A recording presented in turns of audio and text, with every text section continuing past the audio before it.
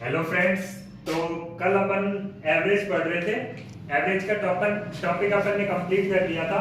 आज अपन नया topic start करेंगे, सिंपल इंटरेस्ट और कंपाउंड इंटरेस्ट, साधारण ब्याज और चक्रवर्ती ब्याज।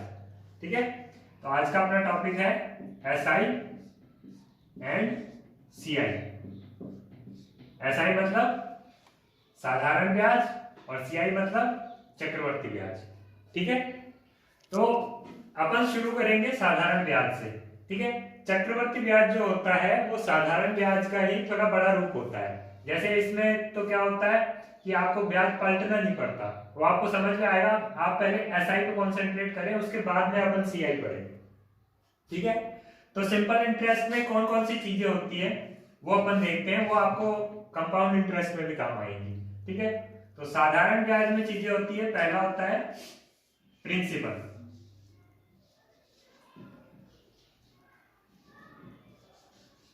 ठीक है, प्रिंसिपल होता है पहला, जिसमें प्रिंसिपल को हिंदी में अगर मैं बोलूं तो आप क्या बोलते हैं, मूलधन।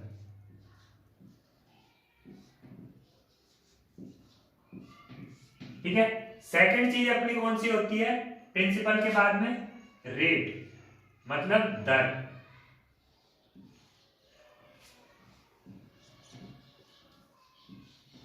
ठीक है, और तीसरी चीज कौन सी होती है, क्या लिख देता हूं मैं, थर्ड चीज होती है टाइम, यानी कि समय।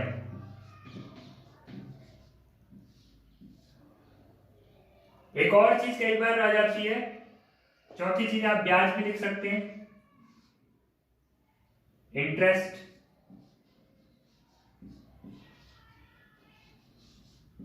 यानी ब्याज। ठीक है, तो ये चार चीजें होती हैं। प्रिंसिपल मतलब मूलधन। अच्छा, ब्याज कहां काम में आता है, काम में आता है, आप मान लीजिए बैंक में पैसा जमा कर दिया आपने, ये बैंक है। ठीक है, इसमें आप पैसा जमा करते हैं तो बैंक क्या करता है, आपको ब्याज देता है। आपको बैंक बोलता है कि भाई 4% ब्याज की रेट चल रही है अभी।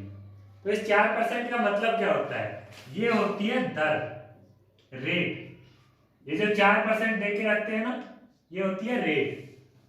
प्रिंसिपल क्या होता है, प्रिंसिपल होता है मूलधन, यानी आप कितना जमा करने जा रहे हैं। मान लीजिए आपने 1000 रुपए जमा किए बैंक में, तो 1000 क्या हो गया, प्रिंसिपल यानी कि मूलधन। और 4% की ब्याज दर चल रही है तो रेट क्या हो गई, 4। ठीक है, अब टाइम क्या होता है, मान लीजिए आपने 1 साल के लिए किया तो टाइम कितना हो गया, 1 ईयर।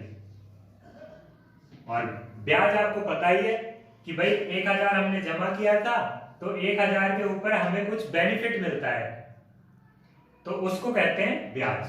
अब इसका फॉर्मूला क्या होता है, तो फॉर्मूला होता है, इसको मैं मिटा देता हूं, यहां पे लिख लेते हैं।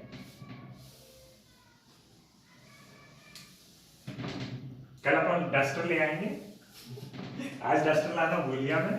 ठीक है, तो सिंपल इंटरेस्ट का अपना फॉर्मूला क्या होता है, अपना फॉर्मूला होता है P into R into T upon 100। ठीक है, अच्छा ये P यहां पे क्या है, यहां पे P का मतलब है प्रिंसिपल। ठीक है, R का मतलब क्या है, रेट, और T का मतलब क्या है, टाइम। मूलधन, दर और समय। ठीक है, अब मैंने आपको क्या बोला था, आपके पास है 1000 रुपए। ठीक है, 1000 रुपए थे आपके पास, आपने उन 1000 रुपयों को बैंक में जमा करवाया और बैंक बोल रहा है कि 4% की ब्याज दे रहे हैं सर हम आपको। तो आपको बताना है कि साल के आखिरी में आपके 1000 रुपए के बन कितने जाएंगे। ठीक है, तो बनेंगे कितने, यहां पे जो एसआई निकल के आता है वो आता है इंटरेस्ट, साधारण ब्याज। ठीक है, तो पी की जगह क्या रखेंगे, मूलधन कितना है अपना, 1000 रुपए। ठीक है, 1000 इंटू में रेट, रेट कितनी चल रही है, 4% की, ठीक है, 4 इंटू में समय 1 साल का। हमें जब भी यहाँ पे आप टाइम लिखे तो हमेशा साल में लिखे। अगर मान लीजिए मैंने आपको अभी तो 1 साल दिया है तो अपन सिंपली 1 लिख देंगे। अगर मैं आपको बोल देता कि 6 महीने के लिए ही दिया है तो 6 महीने के लिए कितने साल हो जाते? आधा साल, तो 1/2 लिखते वहां पे, ठीक है। अगर मैं बोलता 3 महीने के लिए तो 3/12 मतलब 1/4 साल। मतलब अगर महीनों में दे रखा हो कि इतने महीने के लिए ब्याज पे दिया है तो आप क्या करेंगे, उसको 12 से डिवाइड करके लिखेंगे, ठीक है। और ये अपॉन में 100, ठीक है। तो यहां से कितना आ जाएगा अपना, ऊपर ये 0 से ये 2 0 कट जाएंगे, 4 टाइम 40। मतलब आप अगर बैंक में 1000 रुपए जमा करवाते हैं और 4% का इंटरेस्ट रेट चलता है तो आपको साल के एंड में 40 रुपए ब्याज के मिल जाएंगे। आपके जो 1000 थे वो तो थे ही, आपके 40 रुपए और ऐड हो जाएंगे। लेकिन बैंक में जनरली क्या होता है, 3-3 महीने पे ब्याज चलता है, पूरे साल पे नहीं मिलता, 3-3 महीने पे मिल जाता है, वो कंपाउंड इंटरेस्ट होता है। मैंने जस्ट आपको एक एग्जांपल लेके बताया है कि भाई अगर आपको 1 साल के लिए साधारण ब्याज निकालना है तो वो इतना आएगा। साधारण ब्याज में और चक्रवर्ती ब्याज में सिर्फ इतना सा अंतर होता है कि मान लीजिए आपके पास ये 1000 रुपए थे, ठीक है। इन 1000 रुपयों को आपने बैंक में जमा करवाया, ठीक है। 1 साल बाद इनका कितना हो गया, 1040। भाई 1000 तो ये रुपए थे और प्लस 40 कितना हो गया, इसका सिंपल इंटरेस्ट, मतलब ये ब्याज जुड़ गया। अब आपके अकाउंट में बैलेंस हो गया 1040 रुपए। तो अब अगली साल का जो ब्याज लगता है वो इसके ऊपर लगता है, ना कि इसके ऊपर। ये अंतर है कंपाउंड इंटरेस्ट और सिंपल इंटरेस्ट में। देखिए मैं आपको एक ही सवाल दूंगा जिससे अपन दोनों क्लियर कर लेंगे। जैसे मान लीजिए आपके पास ये 1000 ही रुपए थे, मैंने आपको बोल दिया कि आपको 5 साल के लिए सिंपल इंटरेस्ट मतलब साधारण ब्याज निकालना है और 5 साल के लिए ही आपको चक्रवर्ती ब्याज निकालना है, जो कि हर साल। अगर आपको चक्रवर्ती ब्याज में एक लाइन आप हमेशा याद रखिएगा, अगर आपको बोल नहीं रखा है कि चक्रवर्ती ब्याज कितने साल में कितने महीने में पलट रहा है, तो आपको हमेशा ये मानना है कि वो हर साल बदलेगा, ठीक है। हर साल बदलने का मतलब है कि हर साल अपना जितना भी ब्याज बनेगा वो इसमें जुड़ता जाएगा और फिर उसके ऊपर ब्याज लगता जाएगा, ठीक है। तो अब देखिए 1000 रुपए अपने पास थे, 5 साल के लिए अपने को टाइम दिया गया है, ठीक है। 5 साल टाइम है। अब सिंपल इंटरेस्ट तो कभी नहीं बदलता, तो 100 पे ही 1000 रुपए पे ही 5 साल तक चलता जाएगा ब्याज। तो सिंपल इंटरेस्ट तो क्या होगा, P मतलब प्रिंसिपल कितना है 1000 रुपए इंटू R रेट कितना है 4% का इंटू टाइम कितने साल का है, T बराबर 5 साल का और अपॉन में 100, ठीक है। ये 0 से 2 0 कट गए तो ये कितना आ गया 5 और 20 और इंटू 10 मतलब 200 रुपए, ठीक है। तो आपका साधारण ब्याज कितना आ गया 200 रुपए। मतलब जो आपने 1000 रुपए जमा किए थे बैंक में, अगर उस ब्याज को ना पलटा जाए, अगर वो सिंपल इंटरेस्ट ही हो, तो आपको लास्ट में कितने मिलेंगे 1200 रुपए 5 साल बाद। लेकिन बैंक में क्या होता है, आपका हर साल बाद में जो ब्याज बना है वो उसी में ऐड हो जाता है और फिर उस पर ब्याज लगता है, ठीक है। अब देखिए कंपाउंड इंटरेस्ट में क्या होगा, इसको यहां से हटा देते हैं। कंपाउंड इंटरेस्ट का फॉर्मूला मैं आपको बाद में लिखवाऊंगा, पहले आपको समझ में आना चाहिए कि कंपाउंड इंटरेस्ट होता क्या है, ठीक है। अब अपने पास 1000 रुपए थे और ये थे किस पे, कंपाउंड इंटरेस्ट पे, ये थे सिंपल इंटरेस्ट पे। अब अपन देंगे इसको कंपाउंड इंटरेस्ट पे। 5 साल के लिए दिया है, ठीक है। अब 5 साल में आपको पता है कि इन 1000 रुपए का ब्याज अपन ने अभी थोड़ी देर पहले निकाला था। इन 1000 रुपए का 1 साल का ब्याज कितना आया था अपना 40 रुपए। अभी इससे पहले ही निकाला था 40 रुपए P into R into T से 1000 इंटू 4 इंटू 1/100। ये कितना आया था अपना 40। ठीक है, 1 साल का था ये। ठीक है, अब क्या होगा सेकंड साल में जब अपन चलेंगे तो अपने पास 1040 ये अपने पास में प्रिंसिपल लेके चलेंगे अपन, ना कि 1000। ठीक है, तो अब सेकंड साल का जब ब्याज जोड़ेंगे तो अपना P into R into T upon 100। ठीक है, अब प्रिंसिपल क्या रखेंगे 1040 इंटू रेट वही 4% का और फिर से 1 साल के लिए अपॉन 100। 1 0 से 1 0 कैंसिल, ये आ जाएगा 4 चौक 16 और 1 4 एकम 4 41.6। मतलब पहली साल में आपको ब्याज कितना मिला था 40 रुपए और दूसरी साल में आपको ब्याज कितना मिला 41.6 रुपए। ठीक है, और सिंपल इंटरेस्ट पे अगर होता तो हर साल आपको कितना कितना ब्याज मिलता 40 रुपए, तभी तो आपका 5 साल में जाके 200 रुपए होता। अगर सिंपल इंटरेस्ट से चले तो हर साल का 40 प्लस 40 प्लस 40 प्लस 40 और प्लस 40, हर साल का 40, फर्स्ट ईयर का 40, सेकंड ईयर का, थर्ड ईयर का, फोर्थ ईयर का, फिफ्थ ईयर का, हर साल 40 रुपए ब्याज बनता और 200 रुपए बन जाते। लेकिन कंपाउंड इंटरेस्ट में क्या हुआ, पहले साल का ब्याज 40 रुपए बना, वो अपने को इसी में जोड़ दिया अपन ने। ठीक है, फिर इस पे ब्याज लगा तो ऑब्वियस सी बात है कि भाई एक तो आप 1000 रुपए जमा करें बैंक में और एक 1040 जमा करें, तो इसी का ज्यादा ब्याज होगा।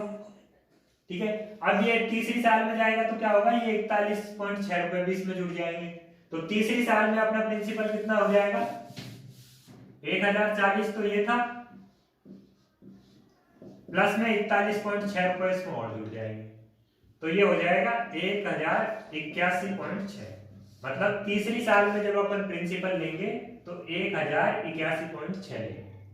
ठीक है, तो कहने का मतलब ये था सिंपल इंटरेस्ट और कंपाउंड इंटरेस्ट में कोई अंतर नहीं है, बस अंतर इतना सा है कि सिंपल इंटरेस्ट में शुरू से लेके आखिरी तक प्रिंसिपल सेम ही चलता है, शुरू से 1000 था आखिरी तक 1000 ही चला। और कंपाउंड इंटरेस्ट में क्या होता है, 1 साल बाद में वो ब्याज इसी में जोड़ देते हैं, फिर प्रिंसिपल चेंज हो जाता है, फिर इसी में ब्याज जोड़ देते हैं, फिर प्रिंसिपल और बढ़ जाता है। तो अच्छा, अब एक सवाल है कि भाई सिंपल इंटरेस्ट और कंपाउंड इंटरेस्ट में से ज्यादा कौन सा होता है। अगर मैं आपको बोलूं कि भाई आपको 1000 रुपए देने हैं किसी को ब्याज में, तो आप सिंपल इंटरेस्ट पे देना पसंद करेंगे या कंपाउंड इंटरेस्ट पे। देखिए कई लोग कहते हैं कि भाई कंपाउंड इंटरेस्ट पे देना चाहिए, लेकिन अगर आपको मान लीजिए कंपाउंड इंटरेस्ट 1 साल पे पलटता है, ठीक है, और आपको पैसे देने हैं 6 महीने के लिए, तो क्या फायदा आप एसआई पे दो सीआई पे दो, एक ही बात तो है। 1 साल से पहले तो ब्याज जुड़ेगा ही नहीं, मूलधन उतना ही रहेगा।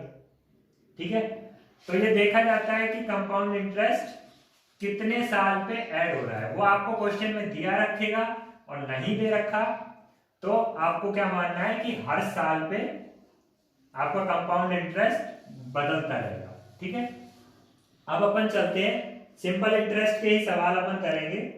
ठीक है, अच्छा, अमाउंट भी आपसे कई बार पूछ लेता है कि अमाउंट बताइए, तो अमाउंट कुछ नहीं है, सिंपली जो आपका प्रिंसिपल था उसमें ब्याज और जोड़ दो, इंटरेस्ट, इन दोनों का सम क्या आ जाएगा। जैसे अभी 1000 रुपए प्रिंसिपल था, मूलधन था 1000 रुपए और ब्याज कितना बना था 40 रुपए, तो अमाउंट कितना हो गया 1040। अमाउंट का मतलब होता है कुल रकम आपकी ब्याज मिला के कितनी बनी, उसको कहते हैं अमाउंट। ठीक है, तो मैं एक क्वेश्चन ले लेता हूं जिसमें आपको, ये तो मैंने जस्ट एक एग्जांपल लिया था, एक क्वेश्चन लेके क्वेश्चन अपन समझते हैं कि क्वेश्चन में क्या क्या दिया रखेगा और क्या क्या अपन में से पूछ सकता है। ठीक है, तो भाई सीधी सी बात है, फॉर्मूला ये है P into R into T upon 100। तो जरूरी नहीं है हर बार अपने से ये पूछे,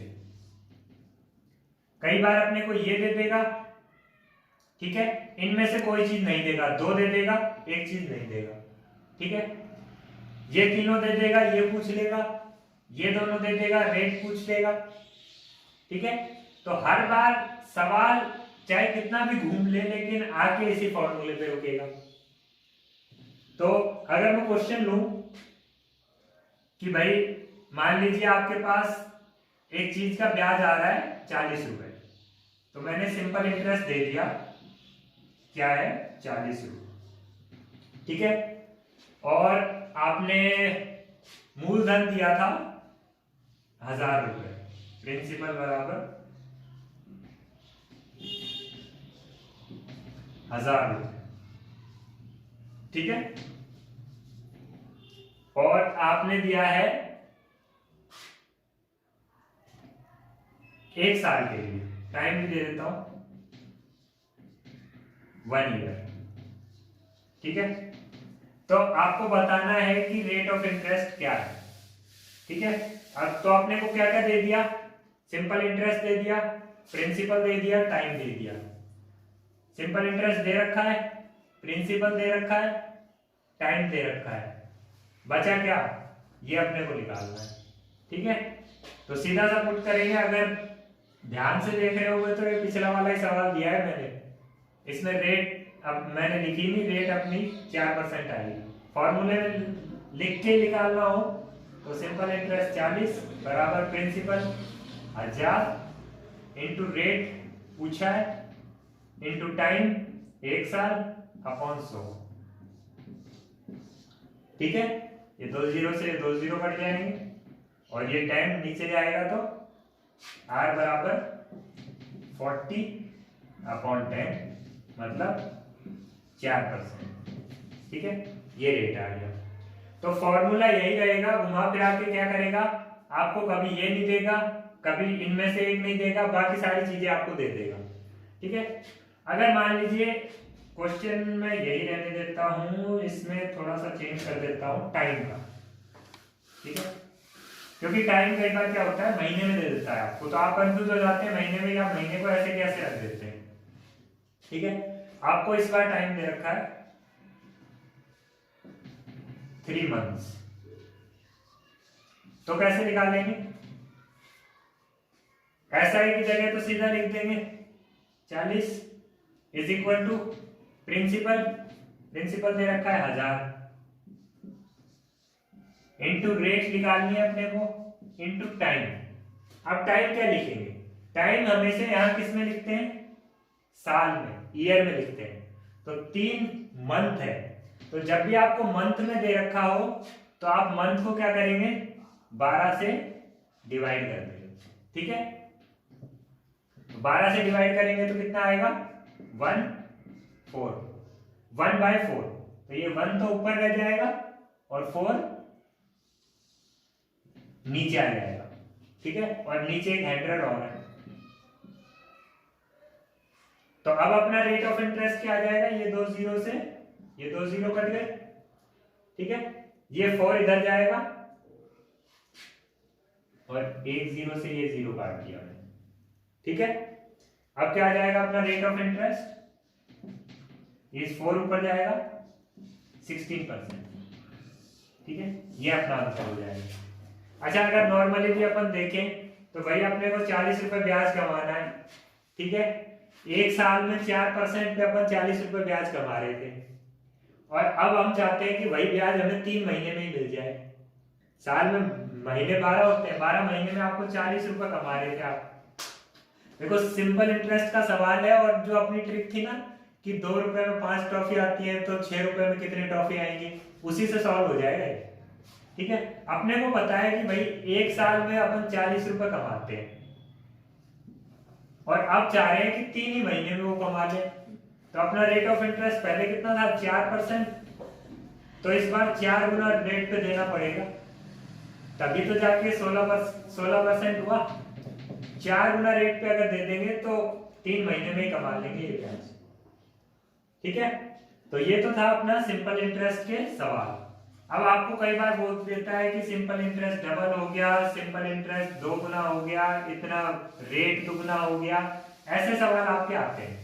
ठीक है, तो वो सवाल मैं लेता हूं। जैसे कई बार आपको बोलता है कि भाई आपके पास कुछ पैसे थे, वो 5 साल के लिए आपने ब्याज में दिए, ठीक है, और आपके जो पैसे थे वो डबल हो गए, तो आपको बताना है कि ब्याज दर कितनी थी। ठीक है, तो आपने वो क्या दे रखा है, टाइम दे रखा है, टाइम 5 इयर्स। ठीक है, और ना अपने को प्रिंसिपल दिया है, ना अपने को रेट दिया है, ना अपने को सिंपल इंटरेस्ट दिया है, लेकिन अपने को एक हिंट दे दी उन्होंने। हिंट क्या दे दी कि 5 साल में जो अपना अमाउंट था, मतलब प्रिंसिपल था, वो 2 गुना हो जाता है। मान लीजिए आपके पास 100 रुपए थे, आपने ब्याज में दिए, 5 साल बाद में दुगने हो गए, मतलब 200 रुपए हो गए आपके पास। ठीक है, और अगर आपने 1000 रुपए दिए होते तो 2000 हो गए, लेकिन इन्होंने ये बताया नहीं कितने रुपए इन्होंने ब्याज में दिए, अपने काम का भी नहीं। ठीक है, कैसे, अपन फॉर्मूले से देखते हैं। फॉर्मूला क्या है, सिंपल इंटरेस्ट ऊपर ही लिखा हुआ है। ठीक है, सिंपल इंटरेस्ट बराबर principal into rate into time upon 100। Time की जगह आपने लिख दिया 5। एक ही चीज दे रखी थी अपने को, रेट पूछा है, रेट ऐसे की ऐसे, प्रिंसिपल P मान लो, 100 मान लो, 200 मान लो, 1000 मान लो, कुछ भी मान लो, मैं P मान लेता हूं। चलो, अब ये P या X या Y मानते हैं तो कई लोगों को ये देखते घबराहट हो जाती है, तो वो लोग क्या करें भाई, 100 मान लो यार। ठीक है, जिनको P मानना है P माने, 100 मानना है 100 माने, कोई दिक्कत नहीं है। ठीक है, अपॉन में 100 तो रहता ही, इज इक्वल टू में यहां पे इंटरेस्ट अपन क्या लिखेंगे, अगर अपना पैसा दुगना हो रहा है तो यहां पे अपन क्या लिखेंगे, 100 रुपए अपने थे और यहां पे अपने पैसे 5 साल बाद दुगने हो रहे हैं, तो ब्याज कितना बना होगा, जितना आपका पैसा था उतना ही ब्याज बन गया होगा। भाई अगर आपने 100 रुपए दिए और 5 साल बाद में आपके 100 रुपए दुगने हो गए, मतलब 200 हो गए, तो ब्याज कितना बना आपका, 100 तो इसमें आपके ही थे, ब्याज 100 रुपए और बन गया। मतलब जितना पैसा आपने दिया था उतना ही ब्याज बन गया। अगर आपने 100 रुपए दिया था तो ब्याज भी क्या हो गया, 100 रुपए। और अगर किसी ने P माना है तो अगर P दिया था तो ब्याज भी कितना होगा, P। तो यहाँ पे 100 मान के करें तो वहां भी 100 लिखें, अगर यहाँ P लिखा है तो यहाँ भी P लिख दे। मैं P मान के सॉल्व कर देता हूं। ठीक है, P से P कट गया, इसीलिए मैंने बोला था कि भाई 100 लिखो, 1000 लिखो, 2000 लिखो, कोई फर्क नहीं पड़ेगा, जितना इधर लिखोगे उतना इधर आएगा, इधर से इधर कट जाएगा। ठीक है, तो अब अपना रेट पूछा है, दोनों को अरेंज करेंगे तो R को तो इधर ही रहने देंगे, ये 5 से 5 एकम 5 से 20, ये 20 इधर आएगा तो R बराबर 20%। ठीक है, तो जब भी आपको बोले कि भाई आपका जो पैसा है वो डबल हो गया या 3 गुना हो गया या 5 गुना हो गया, तो उनमें अपने को ध्यान क्या रखना है, गलती कहां होती है वो मैं आपको बताता हूं। आपको बोला गया कि पैसा दुगना हो गया, आपने यहां तो P रख दिया, लेकिन आप यहाँ पे 2P रख देते हो। भाई 2P क्यों रख रहे हो, आपको बोला गया है कि आपका पैसा दुगना हो गया, लेकिन यहाँ पे एक्चुअली में रखा क्या जाता है, ब्याज रखा जाता है। अब आपने 100 रुपए दिए थे, वो 100 से 200 हो गए, तो उसमें 100 तो आपके ही थे, ब्याज कितना बना, 100 रुपए तो बना, तो ब्याज हमारे मूलधन के बराबर ही तो बना। अगर मान लीजिए आपको बोल देता है कि भाई 5 साल में आपका जो मूलधन था वो 3 गुना हो जाता, ठीक है, 3 गुना बोल देता, तो 3 गुना में क्या होता, मान लीजिए आपने 100 रुपए दिए होते किसी को ब्याज में, तो 5 साल बाद वो कितने होते हैं, 3 गुना, मतलब 300 रुपए। ठीक है, तो अब अपन जब यहाँ पे फॉर्मूले में रखेंगे तो ये 300 रखेंगे या 200 रखेंगे, 200 रखेंगे। क्यों? क्योंकि यहाँ क्या रखा जाता है, ब्याज रखा जाता है। तो ब्याज कितना है अपना, 200 रुपये। 100 तो प्रिंसिपल ही था अपना, इसमें से 100 तो आपके ही है, ब्याज तो कितना है, 200 रुपये। तो 200 यहाँ रख के सॉल्व करेंगे, या फिर 200 रखेंगे और या फिर 2p। अगर वहां p रखें तो यहाँ 2p रखा जाएगा। ये 3 गुना वाला बता रहा हूं, पिछले वाले में अपने को 2 गुना बोला था, तो p रखेंगे। ठीक है, तो आज का ये टॉपिक अपन यहीं फिनिश करते हैं अभी। तो बाकी सिंपल इंटरेस्ट के और भी अच्छे सवाल मैं कल आपको करवाऊंगा। तब तक आप जो बेसिक सवाल है जिनमें डायरेक्ट आपको फॉर्मूला बेस्ड सवाल हो, उनकी आप प्रैक्टिस करें। बाकी का जो टॉपिक है वो अपन नेक्स्ट क्लास में पढ़ेंगे। ठीक है, तो तब तक के लिए हैव अ गुड डे।